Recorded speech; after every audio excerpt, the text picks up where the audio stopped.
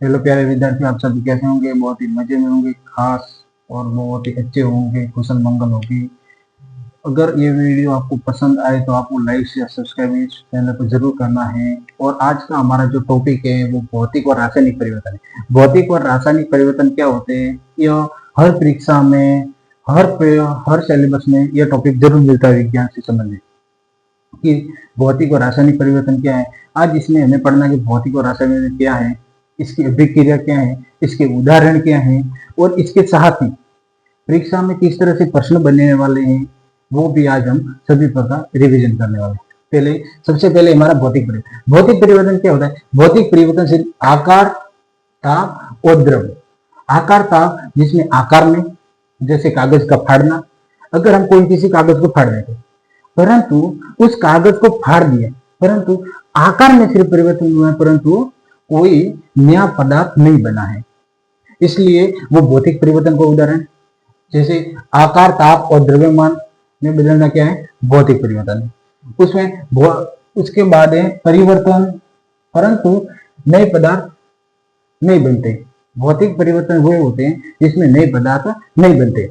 भौतिक परिवर्तन तीन अवस्था होती है: ठोस, द्रव और गैस। अब ठोस, द्रव और गैस क्या है? ठोस जो कठोर वस्तु, द्रव जो सामान्य जैसे जल, गैस आप जानते हैं गैस क्या है? ठोस से द्रव में बदलना। जैसे कोई भी ठोस बर्फ है, वो उसको हम पिघला देंगे तो ठोस से द्रव में बदलना क्या कहलाता है? गलन कहलाता है। क्या कहलाता है? गलन कहलाता है। अगर हमने बर्फ को पिघला लिया और वापिस उसी बर्फ को हमें, उसी जल को हमें वापस बर्फ बनाना है, तो वो क्रिया क्या कहलाएगी? हिमन कहलाएगी। द्रव को ठोस में बदलना क्या कहलाएगी? हिमन कहलाएगी। और उसके साथ ही द्रव को गैस में बदलना क्या कराएगी? वाष्पन। अब वाष्पन क्या है? वाष्पन, अगर हम यहाँ पर एक क्रिस्टलित ऐसे करके कोई थर्मस रखेंगे, उसके पात्र हम कोई पात्र रखेंगे, उसमें जल भरेंगे और इसमें जो भाप बनेगी वही क्या है? गैस है। वही क्या है? गैस है। और वही क्या है? द्रव से गैस में बदलना क्या कहलाता है? वाष्पन कहलाता है। और उसी गैस को वापस द्रव में बदलना।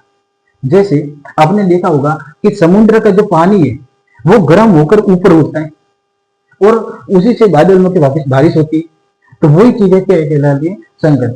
गैस से द्रव में वापस बदलना क्या कहलाती है? संघन। परंतु ठोस से सीधा द्रव में न बदलकर गैस में बदलना, वो क्रिया कहलाती है ऊर्ध्वपातन। जैसे कपूर, हमने जो कपूर होता है, कपूर की जो गोली होती है, वो हम जो कपड़े होते हैं वो उसके अंदर रख देते, कपड़ों के बीच में रख देते। परंतु आपने देखा होगा कि कुछ समय बाद ही, वो कुछ दिनों बाद ही वो कपूर की गोली गायब हो जाती है। कारण क्या है? क्योंकि वो कपूर की गोली ठोस है, वो सीधा द्रव में बदलकर वो गैस में परिवर्तन हो जाती है। वो पानी नहीं छोड़ती है, सीधा वो द्रव से गैस में परिवर्तन हो जाती है। और उसी प्रक्रिया को क्या कहते हैं? ऊर्ध्वपातन। जैसे कि हम देखें तो पहले तो कपूर है, नेपथिन और जो सूक्ष्म बर्फ। सूक्ष्म बर्फ एक बहुत ही इंपॉर्टेंट प्रश्न है। अब सूक्ष्म बर्फ क्या होता है वो आप देखना। सूक्ष्म बर्फ वे होता है, अगर आपने बर्फ देखा सभी ने, बर्फ क्या होता है? बर्फ के माध्यम से उसमें जल में परिवर्तन न होकर उसमें भाप से बनती है। बर्फ ज्यादा अगर गर्म होता है, अगर जिसे देखो समुद्र का पानी है वो ज्यादा गर्म होकर भाप में बदलता है, उसी तरह बर्फ है वो सीधा द्रव में बदलकर गैस में, भाप में परिवर्तन हो जाता है। और वो किससे मिलता है? CO2, carbon dioxide. ये क्या कहलाता है? सूक्ष्म बर्फ कहलाता है। अब हमें पढ़ना है कि भौतिक परिवर्तन के उदाहरण क्या है, परीक्षा में किस तरह प्रश्न आएंगे, वो हमें पढ़ना है। तो पहला उदाहरण है कागज का फाड़ना। अगर हम कागज को फाड़ते हैं तो उसके आकार में परिवर्तन होता है, परंतु कोई उसके नए पदार्थ नहीं बनता है, तो वो क्या है? भौतिक परिवर्तन का उदाहरण। दूसरा है बर्फ का पिघलना। हम एक बार हमने देखा है, ठोस से द्रव में बदलना क्या कहलाता है? गलन कहलाता है। उसी तरह हम बर्फ को अगर हम पिघलेंगे तो सीधा पानी बनेगा और उसी पानी को वापस बर्फ बना सकते हैं। क्या नया पदार्थ बना? नहीं, तो वो क्या है? भौतिक परिवर्तन का उदाहरण। उसके बाद ही तीसरा है मोम का पिघलना, नए पदार्थ नहीं बना, तो भौतिक परिवर्तन करो। उसके बाद एप्पल का करना, हमने एप्पल के बहुत ही छोटे छोटे टुकड़े किए, परंतु वो आकार में परिवर्तन हुआ, कोई नया पदार्थ नहीं बना, तो वो क्या है? भौतिक परिवर्तन है। और उसके साथ ही यहाँ पर है बल्ब का जलना। बल्ब हमने जला दिया, वापस बन गया, जला दिया, वापस बन गया, क्या कोई नया पदार्थ बना? नहीं। तो वो क्या? भौतिक परिवर्तन का उदाहरण। उसके साथ ही कांच का टुकड़ा, कांच के टुकड़े हमने कर दिए, कांच के टुकड़े बहुत किए, तो उससे क्या नया पदार्थ बना? नहीं बना। तो वो क्या है? भौतिक परिवर्तन। उसके साथ ही साथ में क्रिस्टलीकरण, मैंने आपको समझा दिया कि यहाँ पर एक हम थर्मस रखेंगे, उसमें पानी रखेंगे और उसमें उबालेंगे, तो उसमें क्या? गैस बनेगी, और वही गैस क्या कहलाएगी? वाष्पन कहलाएगी। और उसके साथ ही वाष्पन के साथ ही वो क्या करेगी? क्रिस्टलीकरण कहेगी। क्या करेगी? क्रिस्टलीकरण। क्या नया पदार्थ बना? नहीं। तो वो क्या? भौतिक परिवर्तन का उदाहरण। उसके साथ ही चाशनी का बनना, चाशनी का बनना, ये मोस्ट इंपोर्टेंट प्रश्न है। चाशनी का बनना एक है मोस्ट इंपोर्टेंट, एक क्रिस्टलीकरण, उसके साथ ही बर्फ का पिघलना, मोम का पिघलना और कागज का फटना। ये क्या है? बहुत ही इंपोर्टेंट प्रश्न परीक्षा में आने लायक है कि ऐसे आएगा कि कागज का फटना कौन सा भौतिक परिवर्तन है या रासायनिक परिवर्तन का उदाहरण आपको देखने को मिलेगा, तो आप कहेंगे भौतिक परिवर्तन का उदाहरण।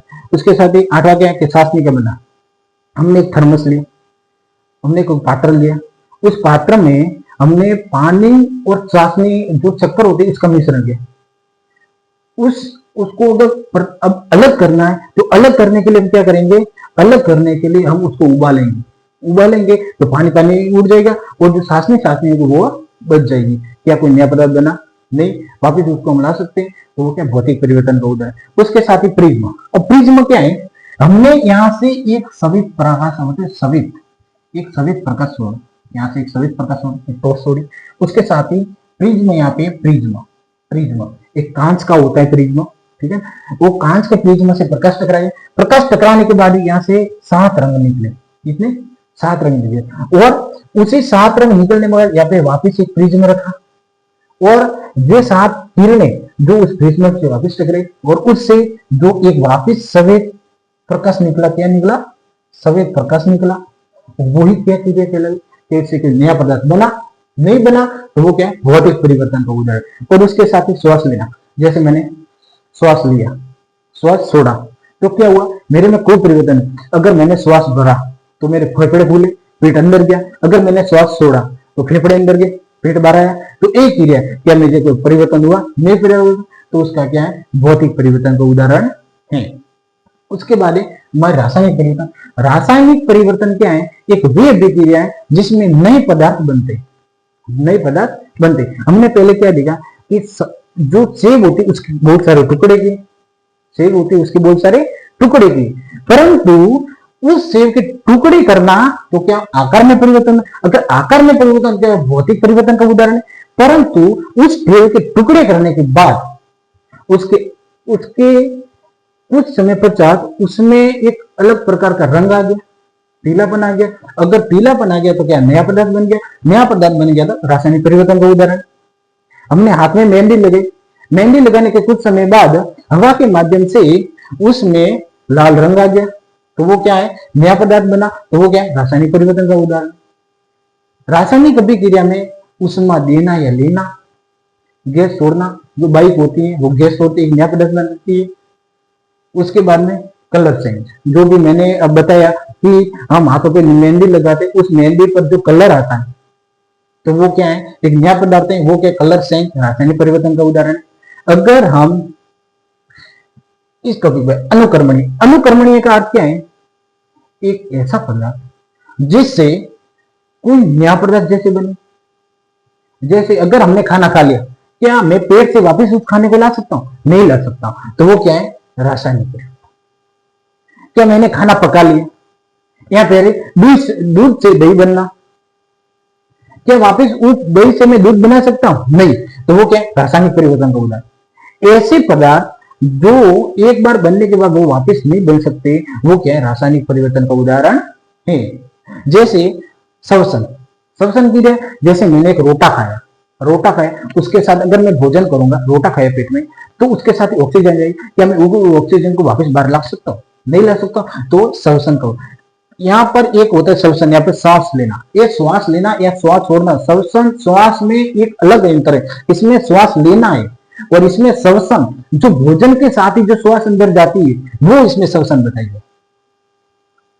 उसके बाद प्रकाश संश्लेषण, पेड़ पौधे होते हैं वो सूरज की किरणें पड़ती है, जब उनका वही भोजन है, हम पानी देते हैं वही उनका भोजन है, सूरज की जो किरणें आती है वही उनका भोजन है। क्या वो वापिस जो हम पानी डाले, क्या उस वापिस उसको ले सकते हैं? नहीं ले सकते। तो वो क्या है? रासायनिक परिवर्तन का उदाहरण। उसके बाद पाचन, हमने भोजन कर लिया, पाचन हो गया, क्या उस भोजन को वापिस हम ला सकते हैं? अपने मुंह से वापिस बाहर ला सकते हैं? नहीं। तो वो क्या है? रासायनिक परिवर्तन का उदाहरण है। उसका भोजन का सड़ना, भोजन बना लिया, उसके बाद कुछ टाइम बाद वो सड़ गया, क्या उस सड़े हुए भोजन को वापस हम खा सकते हैं? या फिर उस जो सड़ा हुआ भोजन है उसको वापस क्या ठीक कर सकते हैं? नहीं कर सकते। वो एक क्या बन गया? नया पदार्थ बन गया। क्या बन गया? नया पदार्थ। तो वो क्या? रासायनिक परिवर्तन का उदाहरण है। उसके साथ ही लकड़ी या कार्बन का जलना, अगर मैंने लकड़ी जलाई, उसकी राख हो गई, अगर राख हो गई तो उस राख को इकट्ठा करने के बाद, वो राख को इकट्ठा किया मैंने, अगर उस राख को इकट्ठा किया तो क्या उस वापस में उस लकड़ी बना सकता हूं? उसकी नहीं बना सकता। वो क्या हो गया? अगर लकड़ी मैंने जलाई तो क्या बन गया? एक कार्बन बन गया। क्या बन गया? एक कार्बन। उस जो लकड़ी थी उसकी क्या बन गई? राख बन गई, एक नया पदार्थ बन गया। नया पदार्थ बन गया तो क्या इसका उदाहरण? रासायनिक परिवर्तन का उदाहरण। उसके साथ ही साथ मोड़े दूध से दही बनना। दूध से दही किससे बनता है? दूध से दही बनता है लेप्टोबैसिलस के कारण बनता है। किससे कारण बनता है? एक लेप्टोबैसिलस नामक एक होता है, उससे कारण वो दूध से दही बनता है। और उसके साथ सांडी का काला होना। सांडी काली क्यों हो जाती है? पसीने के कारण सांडी काली हो जाती है, उसमें एक अलग तरह की गंध होती है। उसके साथ ही 9वां हमने पढ़ा कि एप्पल के दो टुकड़े की, अगर टुकड़े की तो आकार में परिवर्तन, तो भौतिक परिवर्तन। परंतु यहाँ पे है एप्पल के टुकड़े करने के बाद उसमें रंग आ गया। एप्पल के टुकड़े के उसमें रंग में बदलना, अलग रंग में बदलना, तो वो क्या है? रासायनिक परिवर्तन का उदाहरण है। हमने आलू के टुकड़े किए, आलू के अगर 2 टुकड़े किए तो वो क्या? आकार में परिवर्तन हुआ तो भौतिक परिवर्तन का उदाहरण है। परंतु यहाँ पर रंग में बदल गया, इसमें क्या बना? Colour sense. क्या है? Colour sense. अगर कलर सेंस में गैस निकला, उष्मा लेना या देना, वो क्या है? रासायनिक परिवर्तन का उदाहरण। क्या है? रासायनिक परिवर्तन। अब एप्पल का काटने पर रंग बदलना किस कारण बनता है? आयरन ऑक्साइड के कारण बनता है। किसके कारण बनता है? आयरन ऑक्साइड के कारण उस एप्पल का जो रंग है वो पीला पड़ जाता है। उसके बाद 10वां मेहंदी। हम मेहंदी हाथ में लगाते, मेहंदी का रंग कैसा होता पहले, उसके बाद में वो लोसेन के प्रभाव से, इसके लोसेन के प्रभाव से, एक लोसेन इसमें मेहंदी में पदार्थ होता है, वो हवा के संपर्क में आता है। हवा के जैसे ही हमने मेहंदी लगाई, उसमें लोसेन पदार्थ होता है, उसमें वो हवा के जैसे संपर्क आई, हवा आई तो वो उसने क्या किया? लाल रंग छोड़ा। क्या छोड़ा? लाल रंग छोड़ा। तो लाल रंग छोड़ा, हमने तो मेहंदी लगाई थी, उसमें लाल रंग छोड़ा तो क्या? नया पदार्थ बना। नया पदार्थ के बनने क्या बना? रासायनिक परिवर्तन का उदाहरण। नया पदार्थ, जो कोई भी नया पदार्थ बनता है वो रासायनिक परिवर्तन का उदाहरण है। 10वां बेकिंग सोडा और 11वां बेकिंग सोडा और 12वां है लोहे पर जंग लगना। क्या लोहे पर जंग लग गया है तो उसको वापिस हम निकाल सकते? नहीं निकाल सकते। तो वो क्या है? नया पदार्थ बन गया, तो वो क्या? रासायनिक परिवर्तन का उदाहरण है। हमें सिर्फ इतना ध्यान रखना है कि भौतिक परिवर्तन से सिर्फ नए पदार्थ नहीं बनते हैं, तो रासायनिक परिवर्तन में सिर्फ नए पदार्थ बनते हैं, वो ही इसमें इंपॉर्टेंट है। यही आपके जो उदाहरण है उनको आप पढ़ लेना अच्छी तरीके से, एक बार और भी आपको लिख लेना। आप जो कोई भी पेन पेंसिल है उसमें जो कॉपी में लिख लेना, तो आपको आसानी से समझ आ जाए। अगर वीडियो अच्छा लगा हो तो आप लाइक शेयर और सब्सक्राइब दबाकर जरूर करना। धन्यवाद।